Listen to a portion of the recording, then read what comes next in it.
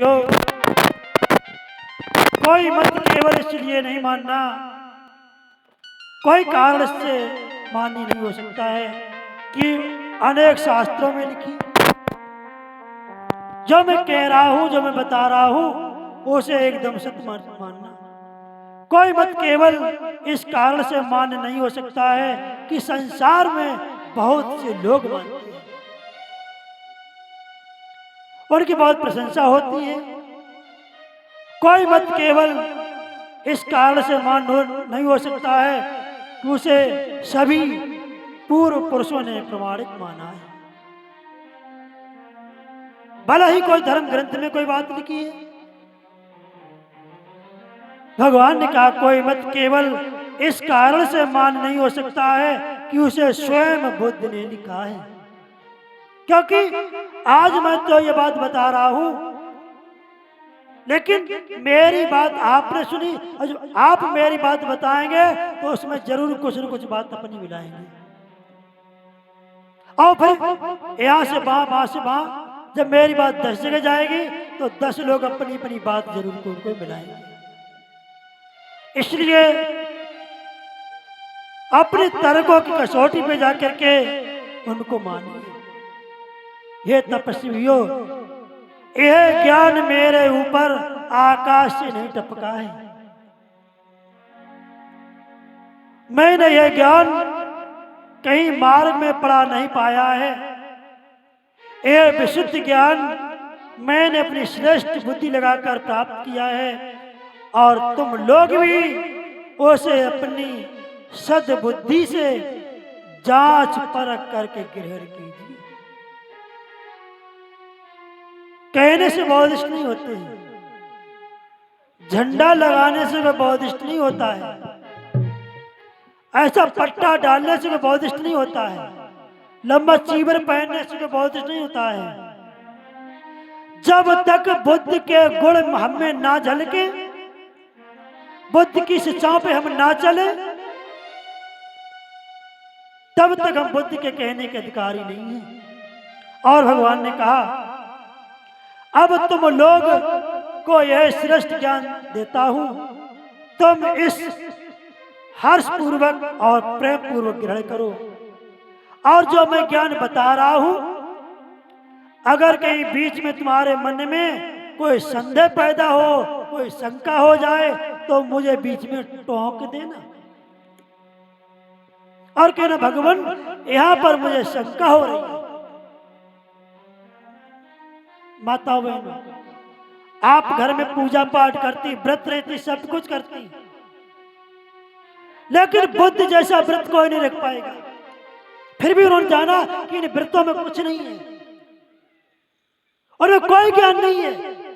भगवान बुद्ध जो बोधित रूप में थे, उन्होंने 5 वर्ष 7 माह 12 दिन व्रत रहे, सारे शरीर को सुखा दिया और उन्होंने जान लिया इन व्रतों में कुछ नहीं है। हम व्रत तो खूब हैं, व्रत पूजा पाठ करते और भावना दूसरे की पड़ोसी मरिया खेत हमें मिल जाए। अगर ये तुम्हारी सोच है तो तुम्हें उसका फल नहीं मिलेगा। और भगवान बुद्ध से बोले, हे तपस्वियों, इस संसार में 4 श्रेष्ठ शक्ति हैं। सबसे पहले भगवान बुद्ध ने कहा 2 अतियों को नहीं करना है। इसके बाद में भगवान बुद्ध ने कहा, हे तपस्वियों, दुनिया में जो सत्य है वो 4 आर सत्य है,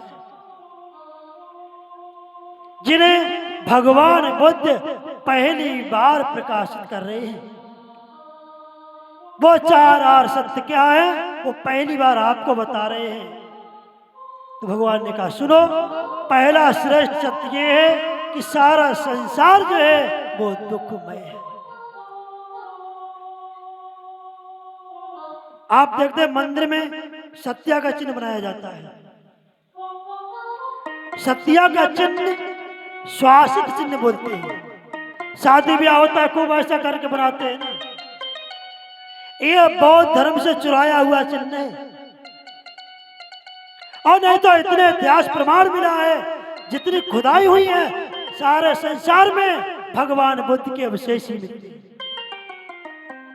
अब कमी क्या है कि हमारा इतना बात तक कोई अधिकार ही नहीं है,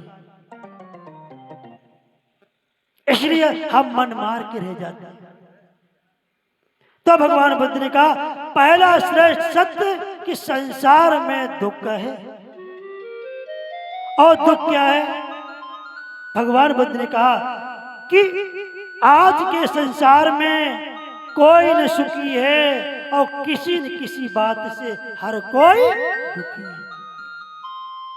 जिनकी शादी नहीं हुई है वो इसलिए दुखी कि अरे पति मिल जाता कितने आराम से रहते, या पत्नी मिल जाती कितने आराम से रहते, पत्नी के साथ में रहते, बनी बनाई रोटी मिलती, कितने तो दुखी।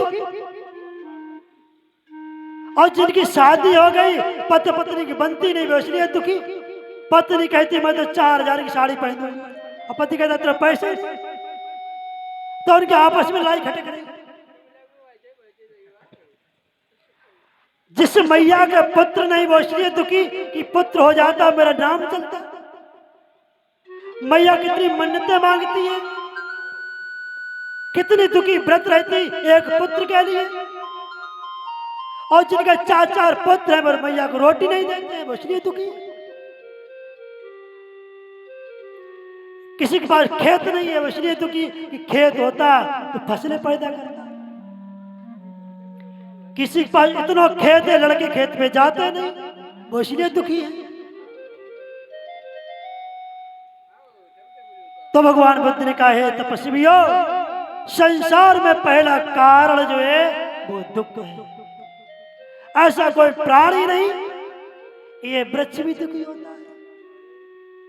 अब सोचो इस वृक्ष को दुख नहीं होता होगा, इस वृक्ष को भी दुख होता है। मालूम इस वृक्ष को सुख दुख पहचानने के लिए किसने इसका आविष्कार किया था मालूम? ये विज्ञान में जाइए, तुम कुल्हाड़ी लेकर के इसको काट देते हो। इसका भी परीक्षण किया था एक वैज्ञानिक ने। उस वैज्ञानिक का नाम मालूम क्या है? कथा बहुत अच्छी लगती, लेकिन बुद्ध का धम्म पढ़ाई का धम्म है। यह कथा सुनोगे आप किसी पढ़ाई में जाएंगे, किसी टेस्ट देंगे, भगवान बुद्ध से 30 नंबर के क्वेश्चन तुम्हें मिलने ही मिलने। आप बीएड करेंगे, आईएएस की परीक्षा देंगे, कोई परीक्षा देंगे, आपको भगवान बुद्ध से संबंधित, क्योंकि मैंने खुद बीएड किया है तो मैं इसलिए जानता हूं। मैं खुद इंटर कॉलेज में पढ़ाता था, इसलिए छोड़ दिया है क्योंकि अगर हम पढ़ाते रहते तो वहीं तक सीमित हो जाते हैं। भगवान गौतम बुद्ध इंटर कॉलेज में पढ़ा रहा था, लेकिन मैंने देखा पढ़ाई से कुछ नहीं, हमें पूरे संसार में भ्रमण करना है। इंटर कॉलेज में पढ़ा रहा था, छोड़ दिया मैंने। इसको छोड़ने के बाद में आज मैं पूरे भारत देश में घूम रहा हूं। अभी मैं कुछ दिन पहले गिरिडीह में कथा कर रहा था, झारखंड में। इससे पहले मैं पूना में था, अभी मैं देहरादून में था। अब यहां से मैं सीधा मेरठ चला जाऊंगा। 12 तारीख मेरा प्रोग्राम फाइनल हो गया है। तो आप जैसे लोगों में रह करके मेरी एक शब्द वाणी से अगर आपका सुधार होता है तो मैं बहुत ही धन्य हो जाऊंगा अपने को। तो भगवान बुद्ध ने कहा संसार में कोई प्राणी ऐसा नहीं है जो दुखी नहीं है। वृक्ष का दुख का आविष्कार जगदीश चंद्र बसु ने किया था।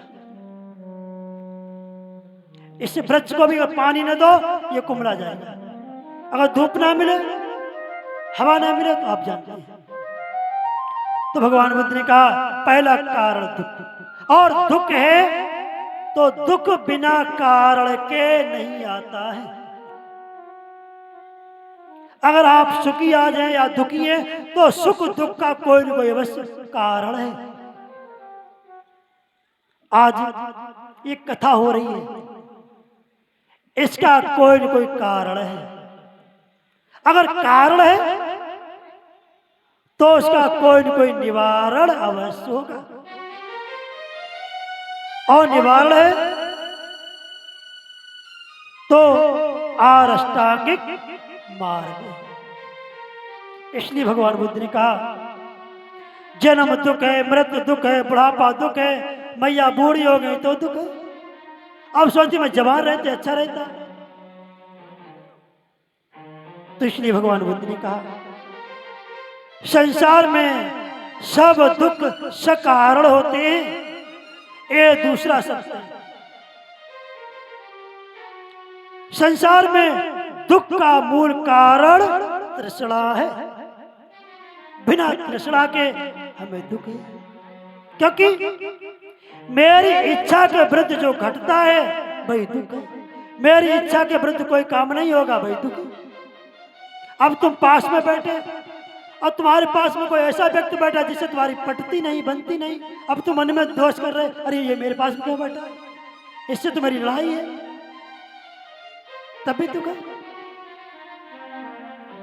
तो भगवान बुद्ध ने कहा ये तृष्णा जो है इनके तीन भेद हैं। दुख का निरोध इसी शरीर से संभव है, यह तीसरा श्रेष्ठ है। और तृष्णा को सभी दुखों का कारण जानकर भगवान बुद्ध ने निरोध करके सभी दुखों का निवारण किया है। और निवारण भगवान बुद्ध ने कहा ये आरष्टांगिक मार्ग है। दुखों के निरोध को जो मार्ग है,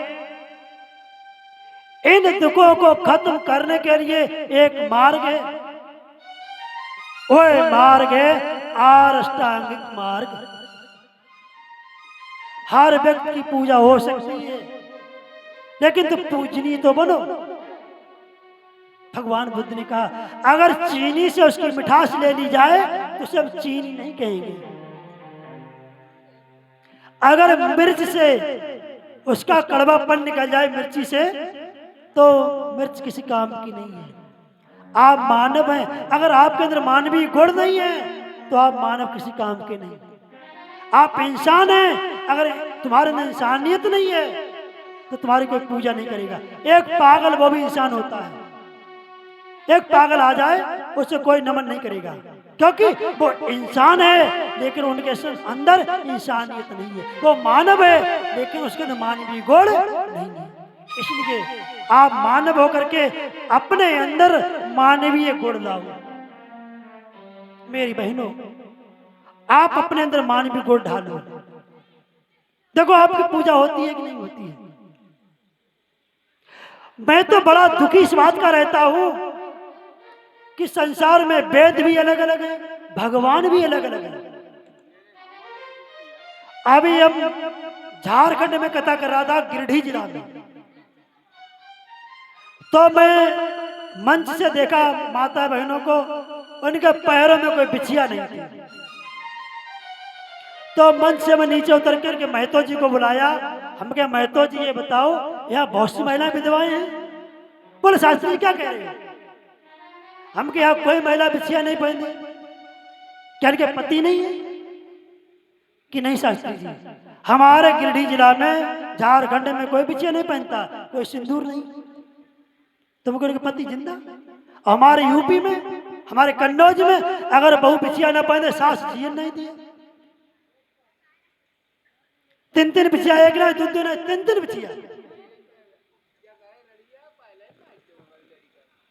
तो हम अभी नागपुर में गया, पूना में गया, आप गांव से बाहर निकल के देखिए देश में कोई सिंदूर बिछिया नहीं। मैंने 2018 में नागपुर में 1 साल का ट्रेनिंग किया।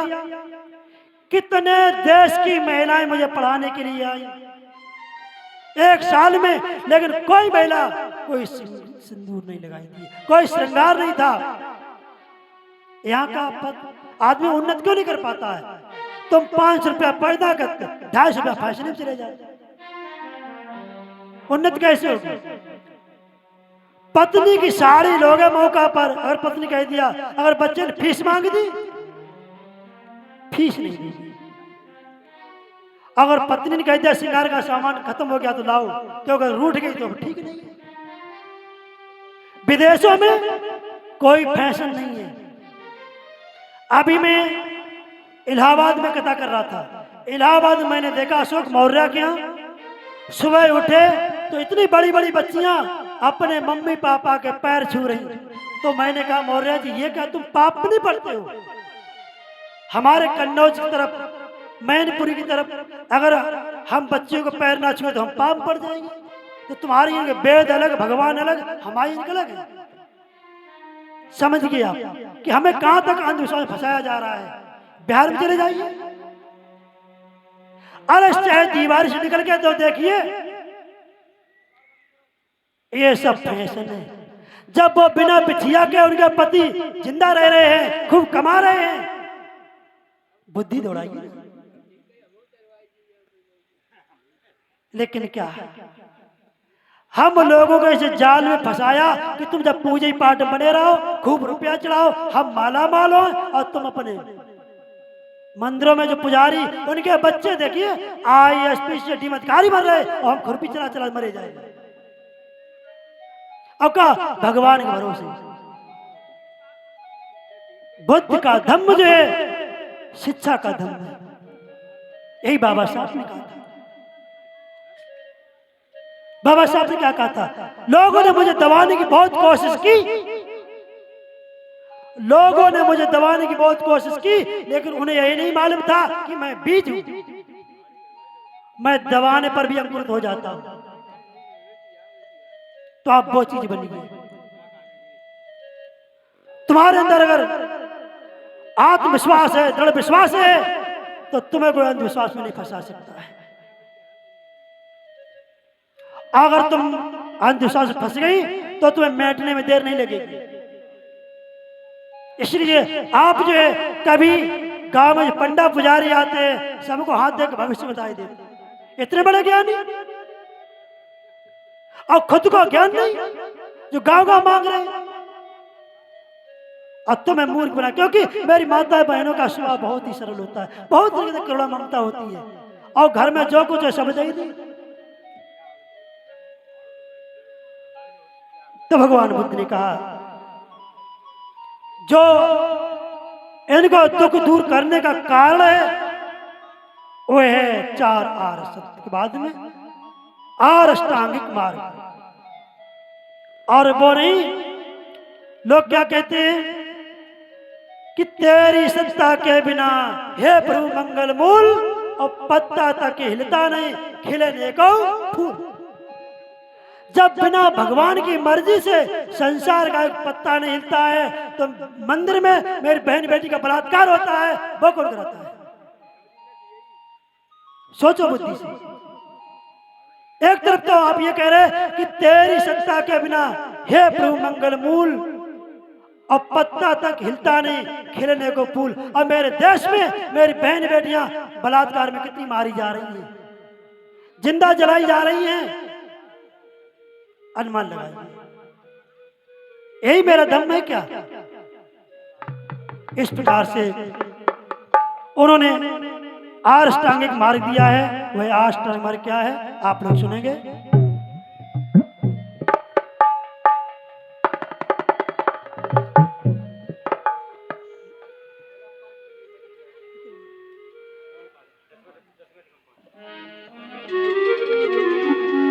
तो भगवान बुद्ध ने कहा हे तपस्वियों,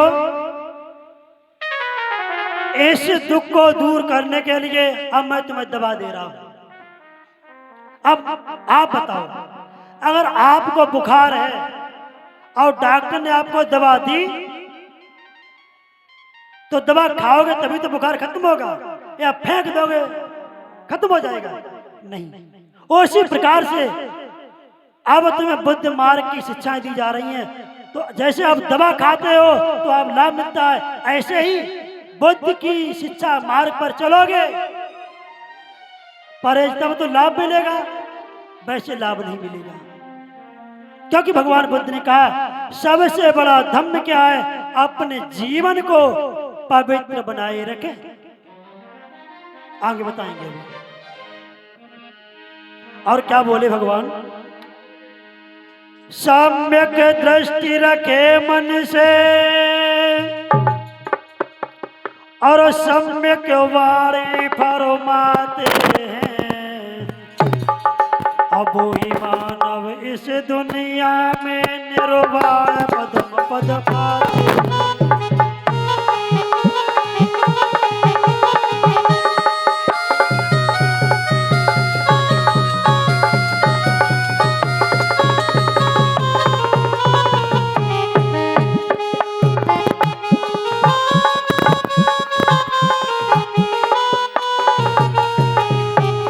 और सुनो, सम्यक संकल्प करे मन से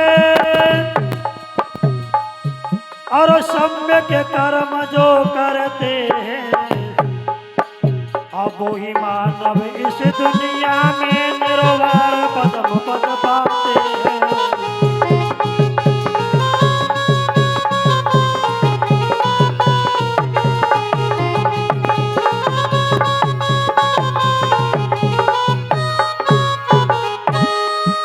और क्या कहने लगे भगवान, सुनो, सम्यक व्यायाम करे तन से और सम्यक आजीविका चलाते हैं, अब वही मानव इस दुनिया में निर्वाण पदम पद पाते हैं।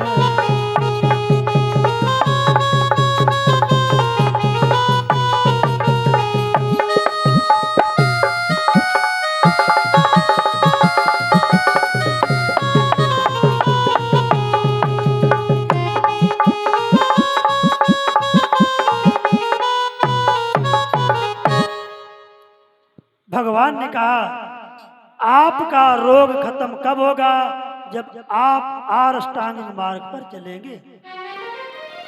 आप इस प्रांगण में बैठे हैं, भगवान बुद्ध के दरबार में बैठे हैं, तो भगवान बुद्ध ने कहा पहला अष्टांगिक मार्ग में कि सम्यक दृष्टि रखे मन से और सम्यक वाणी जो फरमाते हैं, वो ही मानव इस दुनिया में निर्वाण पदम पद पाते।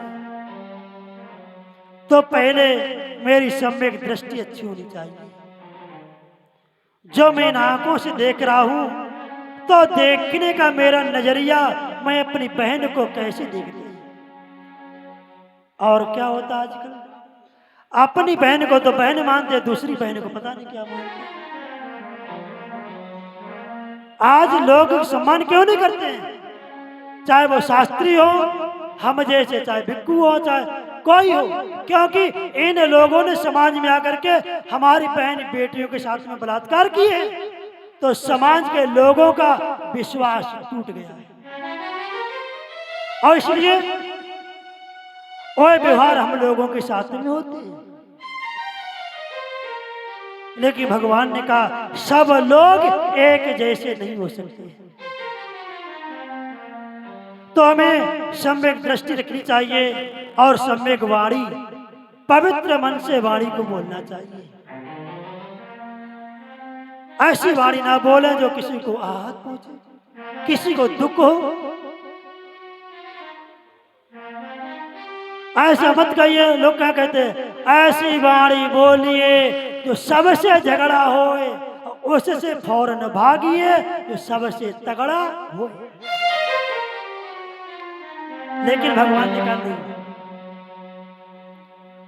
हम कभी भी किसी दीन दुखी गरीब को न सताएं। भले आज वो पैसा वाला बेचारा नहीं है, वो गरीब है, और तुम पैसे वाले हो और तुम उसके साथ शोषण करते हो। तो भगवान बुद्ध की वाणी में कबीर दास ने मालूम क्या लिखा था, दुर्बल को न सताइए जाकी मोटी है। करुण सागर बुद्ध की बात है, क्योंकि कबीर दास ने भी भगवान बुद्ध को अपना गुरु माना है, तभी कबीर दास ने पत्र का खंडन किया। और इसके बाद में कहा सम्यक संकल्प करो और सम्यक कर्म, कर्म हम कुशल कर्म करें। जैसे एक चोर चोरी करता है, वो भी कर्म करता है, लेकिन वो कुशल कर्म नहीं है, उसमें तुम्हारा पुण्य नहीं मिलेगा।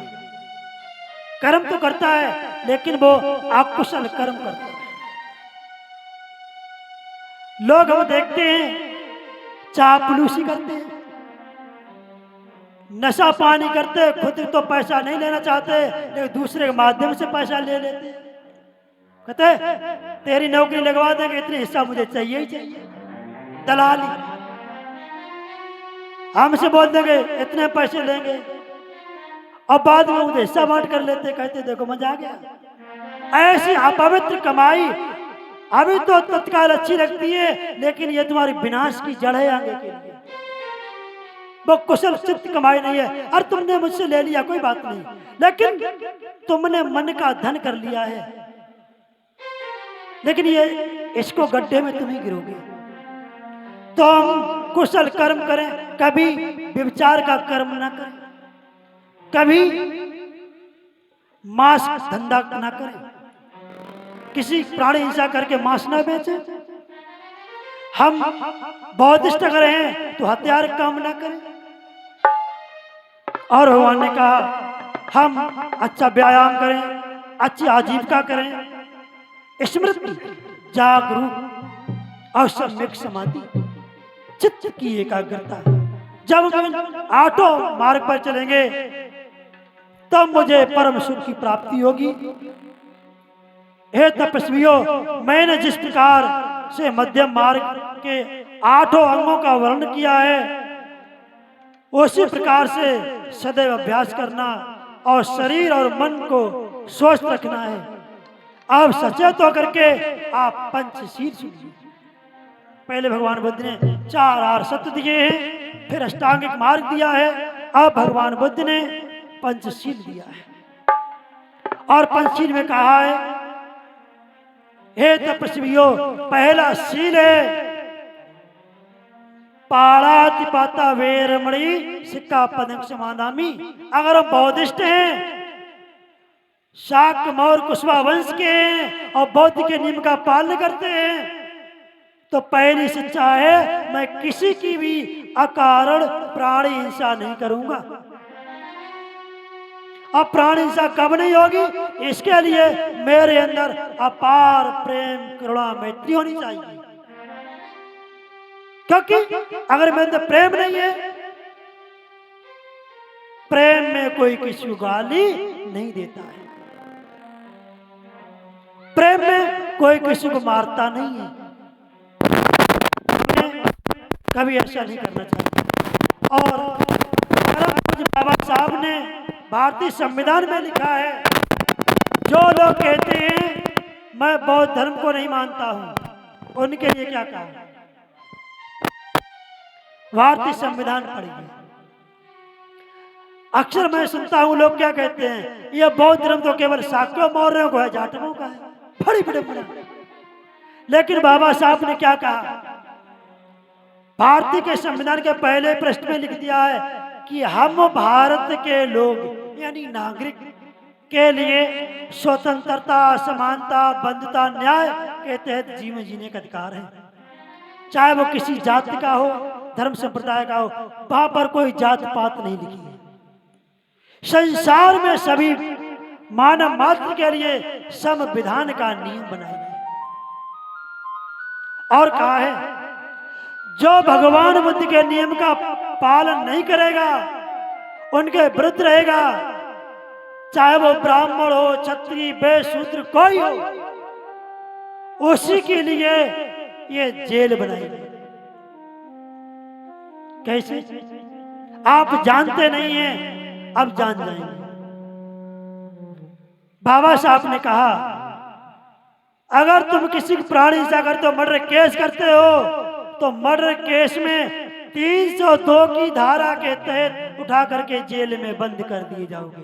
और तुम मर्डर केस तभी करोगे जब बौद्ध धर्म के नियम का पालन नहीं करोगे।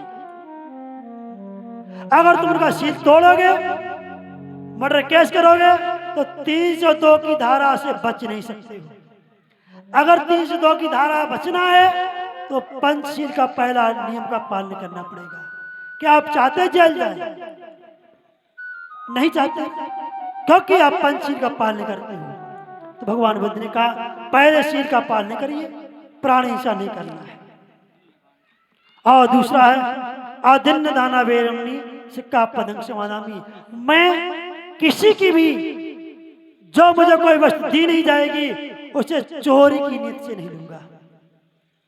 अदिन्न दाना, जो न दी जाए वस्तु उसे मैं नहीं लूंगा। चोरी कब खत्म होगी? इसके लिए आप दान करना पड़ेगा। आप पैसे वाले हो सकते हो, लेकिन आप यहां सोचते हो यहां भगवान बुद्ध पर कितना दान करूं?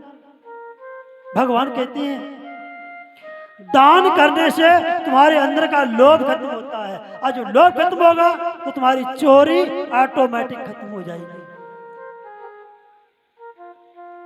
और चोरी खत्म हो जाएगी तो आप निडर हो जाएंगे, निर्भय होकर के जीवन जिएंगे। तो इसलिए हमें चोरी नहीं करनी है। और तीसरा शील है कामेषु मिच्छाचारा वेरमणि सिक्खापदं समादामि। तीसरा शील बहुत जटिल है, बहुत कठिन है। इस शील पर योगी, साधु, सन्यासी, तपस्वी, पता नहीं कितने ऋषि महर्षि सब लोग इसमें ढह गए, बह गए। जो अपने को भगवान मानते थे, भगवान मान कर पूजा कराते थे, वही बाबा लोग आज जेल में हैं। और मेरी माता बहने भगवान मान करके उनके मंदिर में जाके पूजा करती थी। इसलिए ऐसे ढोंगी पाखंडी लोगों से मेरी माता बहने तुम्हें बचना है। पूजा करनी है तो अच्छे विचारों से पूजा कीजिए। यह व्रत लीजिए। भगवान बुद्ध ने कहा व्रत क्या है? भगवान बुद्ध ने तीसरे शील में कहा है कि मैं यह व्रत लेती हूं, जो पत्नी अपने पति से संतुष्ट रहती है उसने ये व्रत लिया है। तुमने ये व्रत लिया है कि मेरा पति मेरे लिए मेरा पति है। जैसा कुछ है, गोरा है, काला है, लंगड़ा, लूला, जैसा कुछ है, मेरा पति है। और मैं अपने पति के अलावा किसी पुरुष के साथ में कोई गैर संबंध नहीं बनाऊंगी। तुम्हारा सच्चा व्रत है तो तुम किसी रात में किसी को फोन करके नहीं बुलाओगे। ये असली व्रत है। जेने असली व्रत, भैया पति जी नवदुर्गा आइए और 5 किलो सेव ले आओ, दूध ले आओ, ये ढोंगी व्रत है। पति के लिए बुद्ध ने क्या कहा? जो पति अपनी पत्नी संतुष्ट रहता है और ये व्रत लेता है कि मेरी पत्नी है, जैसी कुछ है, गोरी है, काली है, कम पढ़ी लिखी है या ज्यादा पढ़ी लिखी है, लंगड़ी लूड़ी, जैसी कुछ है, मेरी पत्नी है। और मैं अपनी पत्नी के अलावा संसार की किसी भी नारी से कोई गैर संबंध नहीं बनाऊंगा। और दोनों में अगर शुद्ध विचार हैं तो कोई पति पत्नी बलात्कार नहीं करेगा। किसी पर नारी के प्रति या पर पुरुष के साथ में कोई गलत दृष्टि से नहीं देखेगा। और जिस लड़की की शादी नहीं हुई है उसका सबसे बड़ा व्रत है ये 3.5 हाथ की काया को मैं पवित्र कैसे बनाऊं। ये अपने पति के लिए यही सबसे बड़ा तुम्हारा धर्म है, चाहे वो लड़का हो चाहे वो लड़की हो। हम कभी, क्योंकि शरीर को पवित्र बनाए रखना ही ये सबसे बड़ा धर्म है। और वैसे तो तुम्हें खुद देवी बताया गया है, और जो तुम खुद देवी हो तो देवी पूजा क्यों करते हो? आप अपनी बुद्धि विवेक में जाइए। तो इसलिए भगवान बुद्ध ने कहा हमें ऐसा नहीं करना है। और चौथा है मूसावादा वेरमणि सिक्खापदं समादामि। मैं कभी झूठ नहीं बोलेंगे, चुगली नहीं करेंगे, कठोर वचन नहीं बोलेंगे, जा मोहल्ला की बात बा मोहल्ला में नहीं कहें, अब बा मोहल्ला की बात जा मोहल्ला में नहीं। बहुत से लोग ऐसे होते हैं, जा मोहल्ला की चुगली बा मोहल्ला में कर दी, अब बा मोहल्ला जा मोहल्ला और लड़ाई हो खूब देखो मजा आओ। तो हमें कभी ऐसा नहीं करना है। कभी न्याय पंचायत के सामने कभी गलत गवाही नहीं देना है। भले वो दीन गरीब है लेकिन मुझे गलत गवाही नहीं देना है।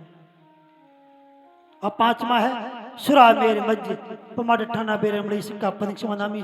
मैं कच्ची पक्की शराब, बीड़ी, तंबाकू, पान मसाला का सेवन नहीं करेंगे। जितनी नशा वाली वस्तुएं हैं इन सब का परित्याग करता हूं।